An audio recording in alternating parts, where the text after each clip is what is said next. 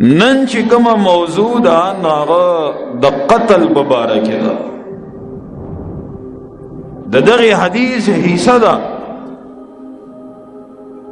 او دریم نبی علیہ السلام هلاکون کی گناہ خی وقتل النفس التي حرم الله الا بالحق. وجل دا اغا نفس چه اللہ داغا وجل و داغا قتلول حرام کری دی.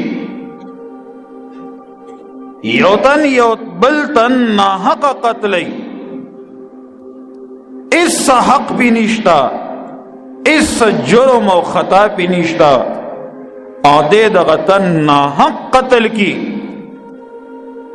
نو دا دا اللہ پدیز باندے باغ اولوی گناہونو کے دریم نمبر گناہ چاگا سڑے حلاکت تا غرزی دا حلاکت کندتے غرزی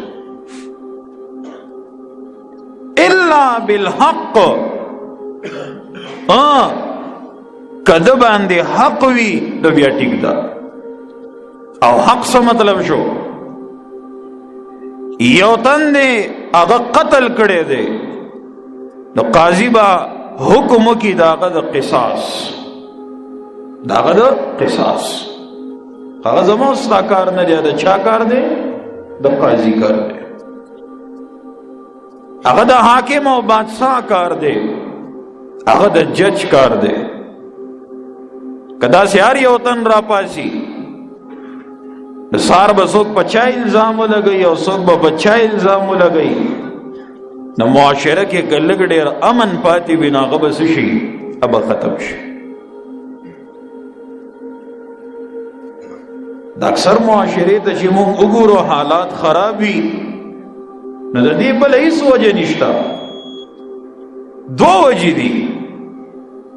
یو وجه دا ده چې د دې تن د انصاف د هغې نظام او سسټم نه اعتماد اوچت شوی دی.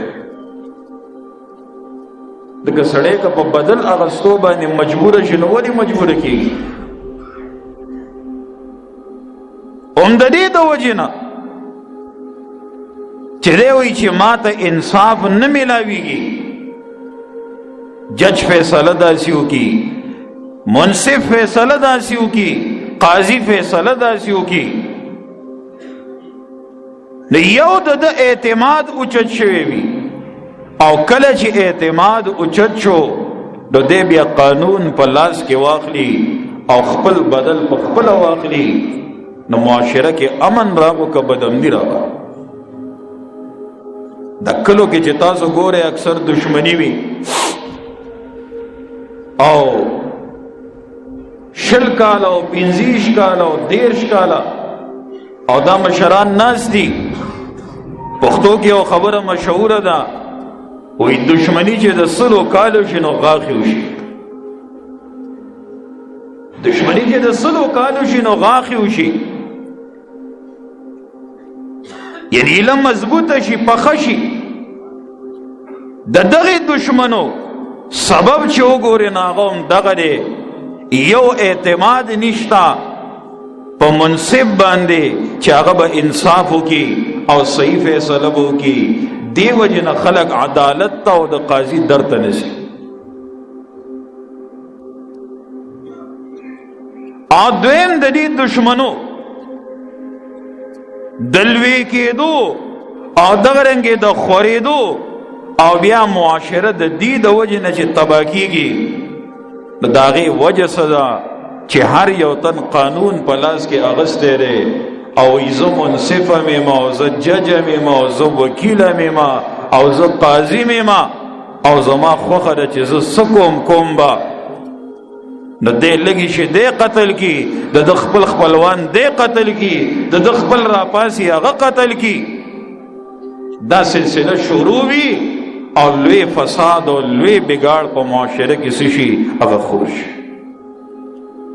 دی وجې نه رسول الله صلی الله علیه وسلم صحابه کرامو ته دغه اوه هلاکونکي ګناهونه چې ښیي نو هغې کې یو دا ښیي چې وقتل النفس التي حرم الله الا بالحق، یو تن ناحق قتلول چې الله داغه وجل حرام کړی دی،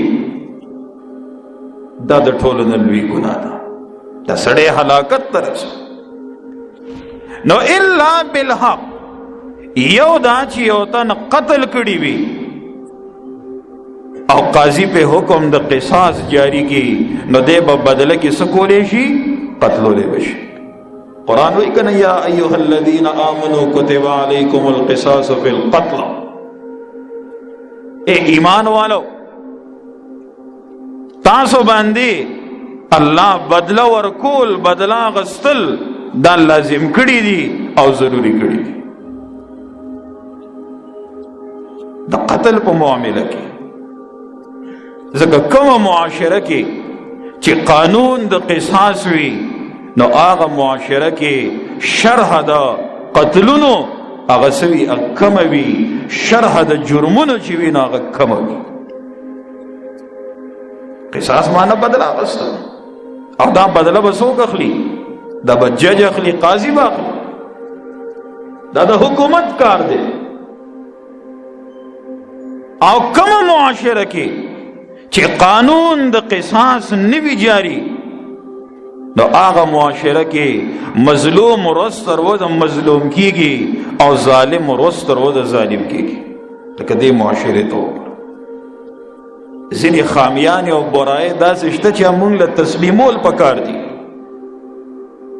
او دا موږ له وینا پکار ده چې دغه برایې او دغه خامیانې ختم شي، نو د خلکو بیا په دغه خلکو باندې اعتماد به پیدا شي، نو بیا خپله بدله په خپله به نه اخلي. دلته خو چې لږ یو سړی صاحب حیثیت دی او بل سړی لږ غریب دی، نو د چا به چلیږي؟ د چا به منلی کیږي؟